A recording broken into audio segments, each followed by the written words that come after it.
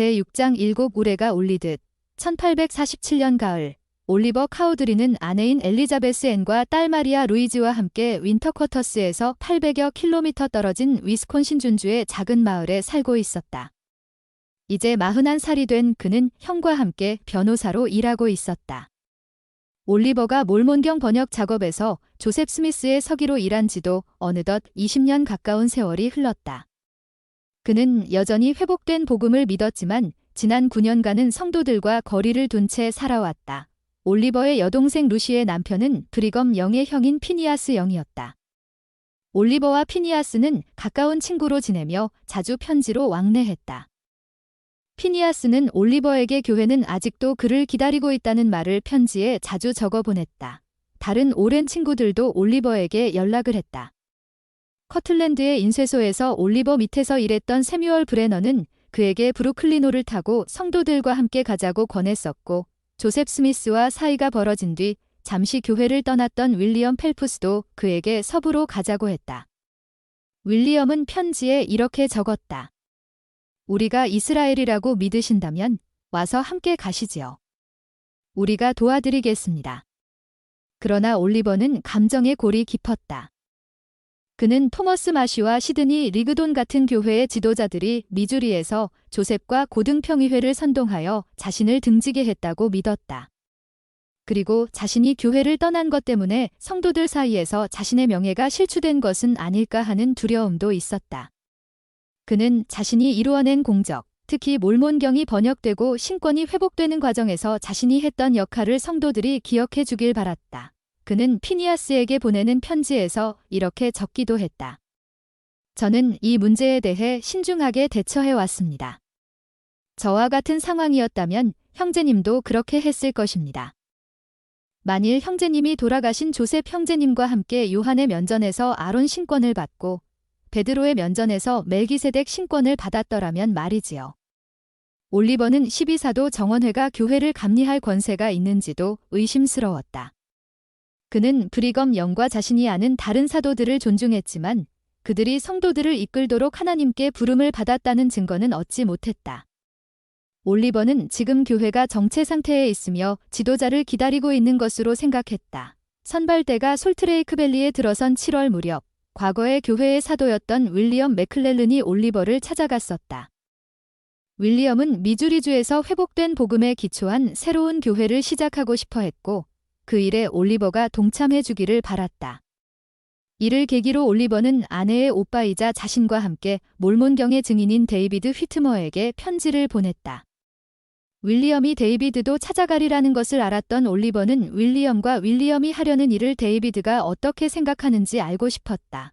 6주 뒤 데이비드는 윌리엄이 정말로 자신을 찾아왔다면서 다음과 같이 답장을 썼다. 우리는 다시 그리스도의 교회를 세웠네. 아니, 세우는 일을 시작했다고 말할 수 있겠네. 자네를 교회 회장단의 내 보좌 중 한 명으로 부르는 것이 하나님의 뜻이라네. 올리버는 이 제안을 깊이 생각해 보았다. 데이비드와 윌리엄과 함께 미주리주에서 새로운 교회 회장단을 이루면 그는 다시 한번 회복된 복음을 가르칠 수 있었다. 그러나 그것이 과연 그가 1829년에 받아들였던 것과 똑같은 복음일까? 그리고 데이비드와 윌리엄은 새로운 교회를 세우기 위해 하나님께 권세를 받은 것일까? 1847년 10월 19일 이른 아침, 사도인 윌포드 우드럽과 아마사 라이먼은 멀리 드문드문 서 있는 나무들 사이로 불쑥 나타난 7명의 남자들을 발견했다. 보통 개척자들은 길에서 만나는 낯선 사람을 위협으로 여기지 않았다. 하지만 갑작스러운 그들의 등장은 윌포드를 긴장시켰다. 이틀 전부터 윌포드와 아마사 등 몇몇 형제들은 어려움을 겪고 있는 브리검 영의 귀환 부대를 먹이기 위해 들소를 사냥했다. 목적지인 윈터쿼터스에 도착하려면 아직 일주일 이상 더 길을 가야 했다. 따라서 사냥에 나선 형제들이 모는 세 대의 우마차의 들소 고기를 비축해 두지 않으면 부대는 여정을 마치기가 어려워질 수도 있었다. 게다가 부대에는 몸이 아픈 사람들도 많았다. 처음에 사도들은 그들이 인디언일지 모른다고 생각하며 조심스럽게 그 낯선 이들을 주시했다. 거리가 좀 더 가까워지면서 보니 그들은 말을 탄 백인들이었고 어쩌면 군인 같아 보이기도 했다. 그들은 사냥하는 사람들을 향해 전속력으로 달려왔다. 사냥하던 윌포드 일행은 공격에 대비해 무기를 뽑아들었다. 그러나 남자들이 더 가까이 접근해온 무리 속에서 윈터쿼터스의 경찰서장 호세아 스타우트를 발견한 윌포드는 놀랍고도 기뻤다. 귀환 부대가 극도로 어려움을 겪고 있다는 소식을 들은 윈터쿼터스의 성도들이 부대의 형제들과 그들의 가축을 위한 물자를 호세아 일행을 통해 보내온 것이었다. 브리검의 귀환 부대는 성도들의 원조에 힘입어 다시금 앞으로 전진해 나갔다. 10월 31일 부대가 정착지 부근에 다다르자 브리검은 우마차를 멈추고 한 곳에 모이도록 모두에게 신호를 보냈다. 힘겨운 하루가 이제 거의 끝나가고 있었고 부대원들은 당장 가서 가족들을 보고 싶은 마음이 간절했지만 브리검은 부대를 해산하기 전에 짧게 하고 싶은 말이 있었다. 브리검은 부대 대원들에게 친절한 마음으로 기꺼이 명령에 순종해 주셔서 고맙습니다. 라고 말했다. 반년이 넘는 시간 동안 그들은 큰 사고나 사망자 하나 없이 3200km가 넘는 거리를 이동했다. 브리검은 말했다.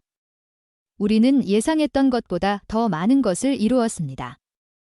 주님의 축복이 우리와 함께했습니다. 브리검은 형제들을 해산했고 형제들은 각자의 우마차로 돌아갔다. 부대는 다시 우마차를 몰아 윈터쿼터스까지 남은 수 킬로미터를 달려갔다.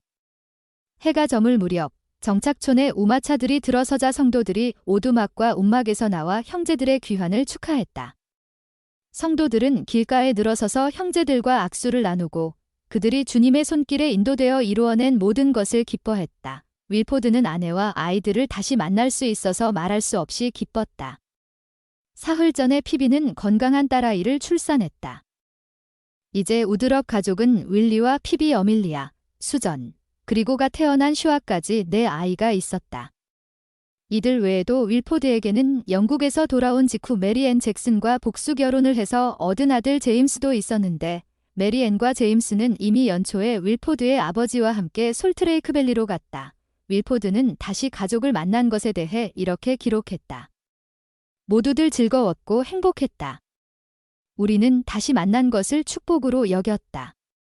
그해 겨울 윈터쿼터스와 주변 정착촌에 있는 9명의 사도들은 자주 만나 함께 의견을 나누었다. 이런 모임이 열릴 때마다 브리검 영은 12사도 정원회의 앞날에 관한 생각으로 마음이 무거웠다. 솔트레이크밸리에서 돌아오는 여정 중에 영은 그에게 12사도가 제1회장단을 재조직하여 사도들이 자유롭게 전 세계를 다니며 예수 그리스도의 복음을 전파할 수 있도록 하는 것이 주님이 바라시는 바임을 계시해 주었다. 하지만 브리검은 이 문제에 관하여 정원회와 이야기하는 것을 오랫동안 주저하고 있었다. 브리검은 12사도 정원회 회장으로서 자신이 맡은 책임 때문에 자신은 다른 사도들과 달리 정원회를 위해 그리고 정원회가 청지기로서 보살피는 모든 일을 위해 계시를 받을 권세가 있음을 알았다. 그러나 자신이 혼자서는 행동할 수 없다는 것 또한 그는 이해하고 있었다. 주님께서는 1835년의 12사도는 만장일치가 아니고서는 어떠한 결정도 내릴 수 없다는 계시를 주셨다. 결정을 내릴 때 사도들은 하나님께 인도를 받아 모든 의로움으로 거룩함과 겸손한 마음으로 행해야 했다.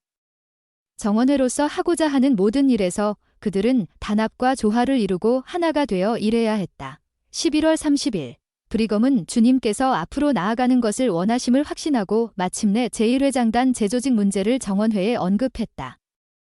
올슨 프ред은 즉각 변화의 필요성에 대해 이의를 제기했다.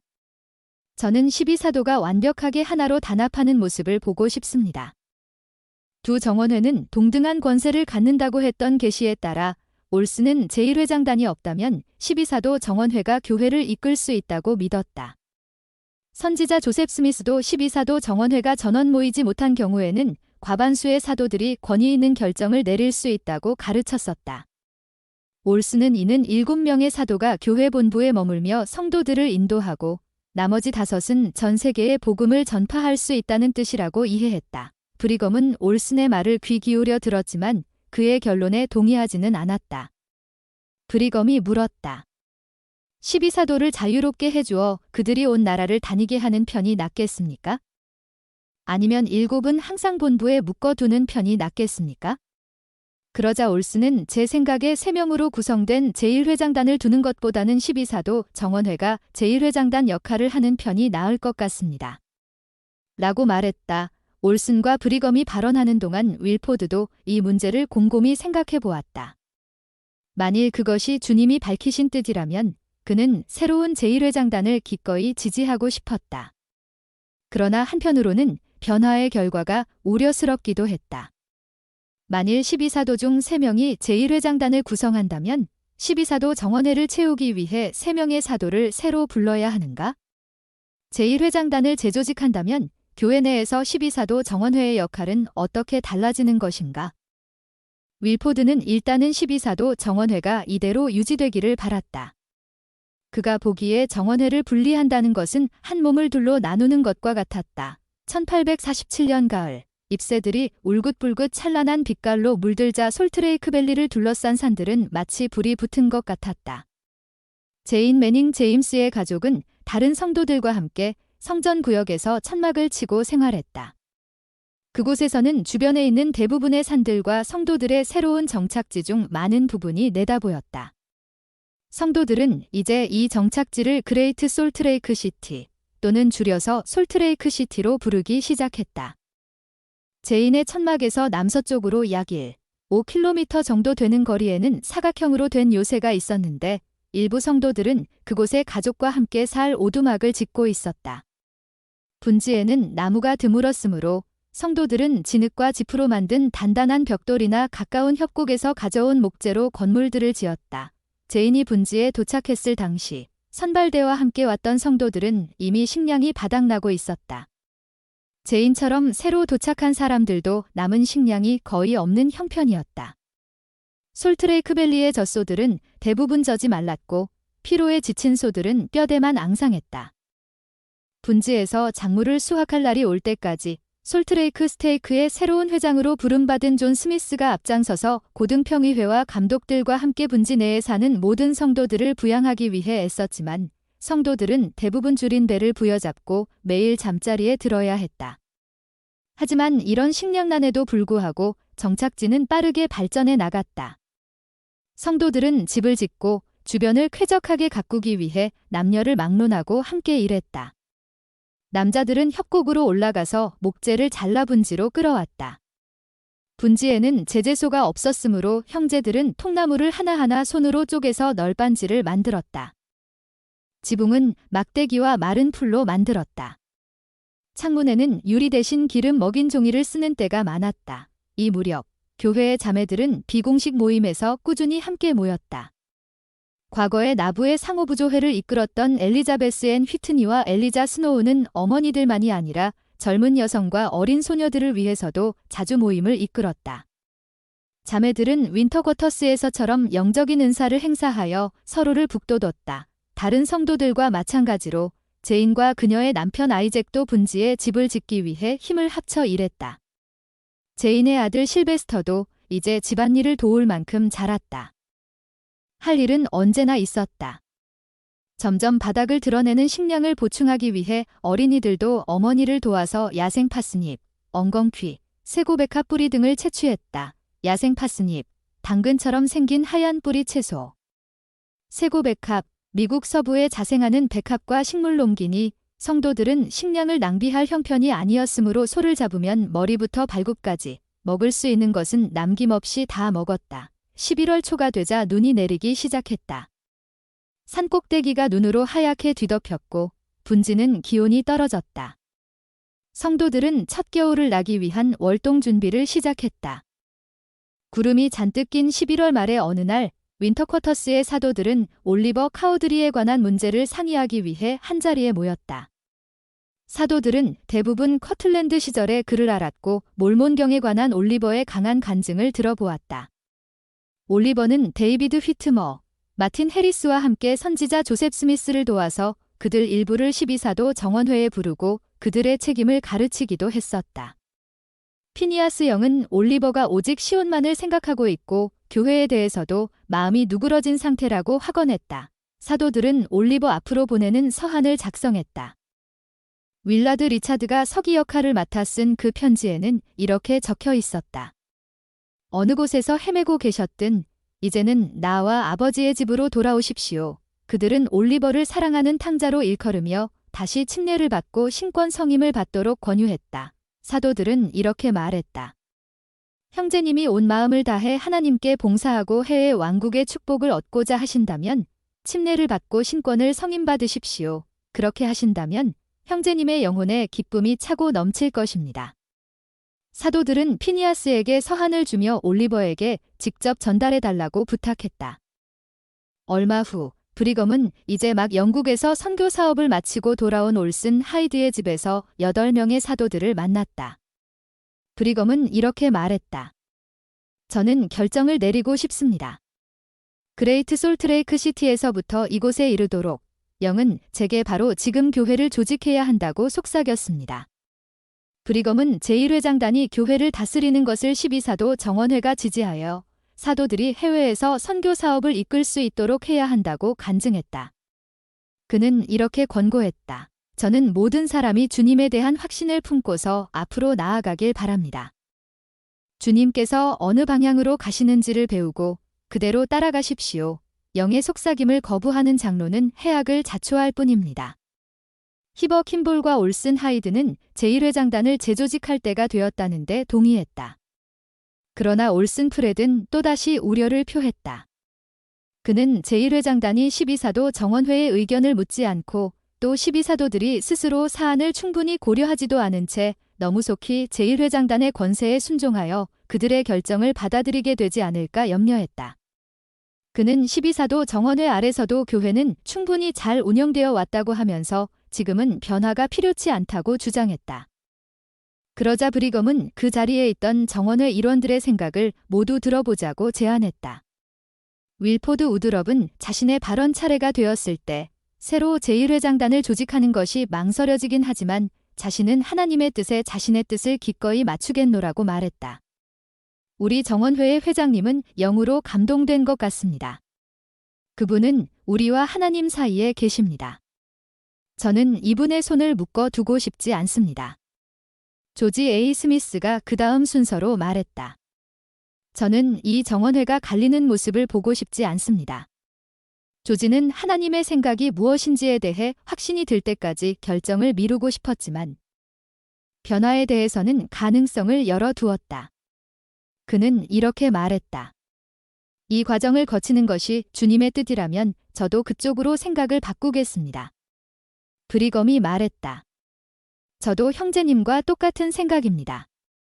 감정이 엇갈리거나 서로 분열되는 것은 저도 형제님만큼이나 원치 않습니다. 그러나 그는 주님의 뜻이 무엇인지 알고 있었다. 브리검은 이렇게 선포했다. 마치 제 안에서 마치 7 우레가 울리는 듯 했습니다. 하나님께서 우리를 여기 이곳으로 데려오셨고 우리는 이제 그 일을 해야 합니다. 가장 최근에 부름받은 2명의 사도인 아마사 라이먼과 에즈라 벤슨도 브리검의 말에 동의했다. 에즈라는 이렇게 말했다. 저는 12사도 정원회를 돕고 싶습니다. 브리검 형제님의 의견을 따르겠습니다. 그는 자신을 제 기능을 하도록 항상 준비되어 있는 방앗간의 기계, 장치에 비유했다. 주님께서 원하시는 대로 기꺼이 온전하게 제1회장단을 따르겠다고 말했다. 몇몇 사도들이 아멘. 이라고 했다. 올슨 프레디 자리에서 일어서서 말했다. 저는 우리가 기계 장치처럼 움직여서는 안 된다고 생각합니다. 매사에 그런 식으로 다스려져야 한다면 우리가 이 빛 가운데서 사물을 바라볼 여지는 조금도 남지 않게 됩니다. 그러자 브리검이 올슨에게 말했다. 지금 중요한 것은 교회를 조직하는 일입니다. 지금까지 우리가 해온 방식은 우리가 취해야 할 방식의 임시 방편에 불과합니다. 형제님이 우리를 묶어 두시려 한다면 우리는 아무것도 할 수 없습니다. 모두들 브리검의 말을 조용히 생각했다. 사도들은 충만한 성신을 느꼈다. 올슨은 브리검의 말이 옳다는 것을 알게 되었다. 사도들은 교회를 재조직하는 문제를 표결에 붙였다. 정원회 일원 한 명 한 명은 브리검 영을 예수 그리스도 후기 성도 교회의 회장으로 지지하며 손을 들어 올렸다. 올슨이 말했다. 영 형제님에게 오늘 밤 2명의 보좌를 지명하실 것을 제안합니다. 3주가 지난 1847년 12월 27일 미주리강 유역 정착촌들에 거주하는 1000명가량의 성도들이 특별대회에 참석하기 위해 한자리에 모였다. 그들은 이 모임을 위해 나중에 케인스빌이라 불린 강 동편 땅의 통나무로 회당을 지었다. 이 건물은 그 지역의 어느 오두막보다도 컸지만 대회에 참석하고자 하는 사람들을 모두 수용할 만큼 내부가 넓지는 않았다. 건물 안에 들어간 성도들은 딱딱하고 긴 통나무 의자에 서로 어깨를 맞대고 앉았다. 사르에는 추위가 계속되는 겨울날이었지만 성도들이 통나무 회당에 도착할 무렵에는 이례적으로 날씨가 포근했다. 바로 전날 히버 킴볼은 이 모임에 참석한다면 이날은 생애 최고의 날 중 하루가 될 것이며 절대 꺼지지 않을 불이 붙게 되리라고 성도들에게 약속했었다. 회당 전면의 연단에는 사도들과 함께 윈터쿼터스의 고등평의회가 자리했다. 찬송과 기도로 모임이 시작된 후 몇몇 사도들과 교회 지도자들의 설교가 이어졌다. 올슨 프레든 제1회장단의 중요성에 대해 이야기했다. 이제 12사도가 자유롭게 땅끝까지 나아갈 수 있게 되어야 할 시기가 왔습니다. 그는 이제 주님의 뜻을 확신했다. 제1회장단이 없다면 12사도 정원회는 한 곳에 지나치게 오래 머물러야 합니다. 제1회장단을 재조직하면 교회는 수많은 사람이 복음을 기다리고 있을 지상의 먼 곳까지 눈을 돌릴 수 있으리라고 그는 간증했다. 올슨의 설교가 끝난 후 브리검 영을 교회의 회장으로 지지하도록 제안되었다. 성도들은 한마음으로 그를 지지하며 손을 들어 올렸다. 브리검은 자리에서 일어나서 히버 킴볼과 윌라드 리차즈를 자신의 보좌로 지지할 것을 제안했다. 그는 성도들에게 이렇게 말했다. 오늘은 제 평생 가장 행복한 날 중 하루입니다. 앞에 놓인 길이 쉽지 않을 것은 분명했으나 브리검은 성도들의 지도자로서 주님의 뜻을 이루기 위해 온 몸을 바칠 것이었다. 브리검은 약속했다. 저는 올바르게 행하겠습니다. 저는 주님께서 이르시는 대로 행할 것입니다.